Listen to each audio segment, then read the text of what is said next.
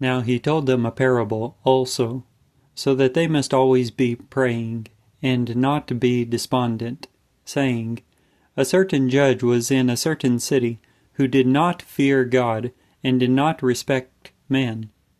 Now there was a widow in that city, and she came to him, saying, Avenge me from my plaintiff. And for a little time he would not. Yet after this he said in himself, Even if I am not fearing God, nor respecting man, surely, because of the weariness this widow is affording me, I shall be avenging her, lest she, coming, may belabor me into a consummation. Now the Lord said, Hear what the unjust judge is saying. Yet should not God by all means be doing the avenging of his chosen ones, who are imploring him day and night? And he is patient with them. I am saying to you that he will be doing the avenging of them swiftly. Moreover, consequently, at the coming of the Son of Mankind, will he be finding the faith on the earth? Now he said, also, to some who have confidence in themselves that they are just, and are scorning the rest, this parable. 2 men went up into the sanctuary to pray, the one a Pharisee, and the other a tribute collector. The Pharisee, standing, prayed this to himself, God, I am thanking you that I am not even as the rest of men, rapacious, unjust, adulterers, or even as this tribute collector. I am fasting twice of a Shabbat. I am taking tithes from all whatever I am acquiring. Now the tribute collector, standing afar off, would not even lift up his eyes to heaven, but beat his chest, saying, God, make a propitiatory shelter for me, the sinner. I am saying to you, this man descended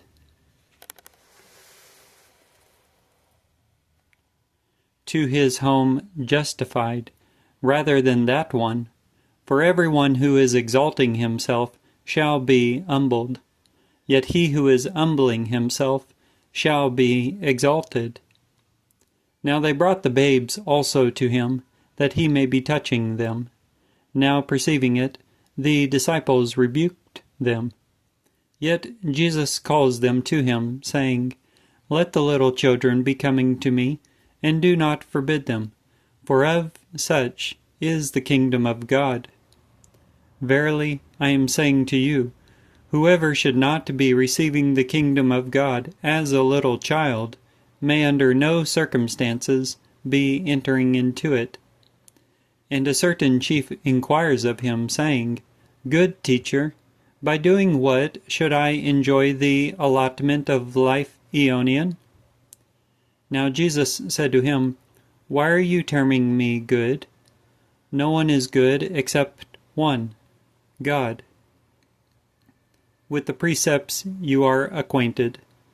You should not be committing adultery. You should not be murdering. You should not be stealing. You should not be testifying falsely. Be honoring your father and your mother. Yet he said, These all I maintain from my youth. Now hearing this, Jesus said to him, Still one thing you are lacking. All, whatever you have, sell, and distribute to the poor, and you will be having treasure in the heavens. And hither, follow me. Yet he, hearing all these things, became sorrow-stricken, for he was tremendously rich. Now Jesus, perceiving him becoming sorrow-stricken, said, How squeamishly shall those having money be entering into the kingdom of God? For it is easier for a camel to be entering through the eye of a bodkin than for a rich man to be entering into the kingdom of God. Now those hearing it said, And who can be saved? Yet he said, What is impossible with men is possible with God.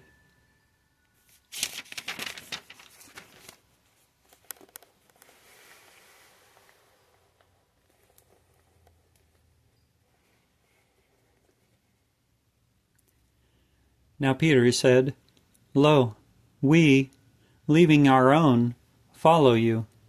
Now he said to them, Verily I am saying to you that there is no one who leaves house, or wife, or brothers, or parents, or children, on account of the kingdom of God, who may not by all means be getting back manyfold in this era, and in the coming aeon, life aeonian. Now taking aside the 12, he said to them, Lo, we are going up into Jerusalem, and all will be accomplished as to the Son of Mankind, that is written through the prophets. For he will be given up to the nations, and will be scoffed at, and outraged, and spat upon, and scourging him, they will be killing him. And the third day he will be rising. And they understand none of these things, and this declaration was hid from them, and they knew not what was said. Now it occurred at his nearing Jericho, that a certain blind man, a mendicant, sat beside the road. Now hearing a throng going through, he ascertained what this may be. Now they report to him that Jesus, the Nazarene, is passing by, and he implores, saying, Jesus, Son of David, be merciful to me. And those preceding rebuked him, that he should be silent. Yet he much the more cried, Jesus, Son of David, be merciful to me. Now standing still, Jesus orders him to be led to him. Now at his drawing near, he inquires of him, What are you wanting I shall be doing to you? Now he said, Lord, that I should be receiving sight. And Jesus said to him, Receive sight. Your faith has saved you. And instantly he receives sight and followed him, glorifying God. And the entire people, perceiving it, give praise to God. Luke chapter 18.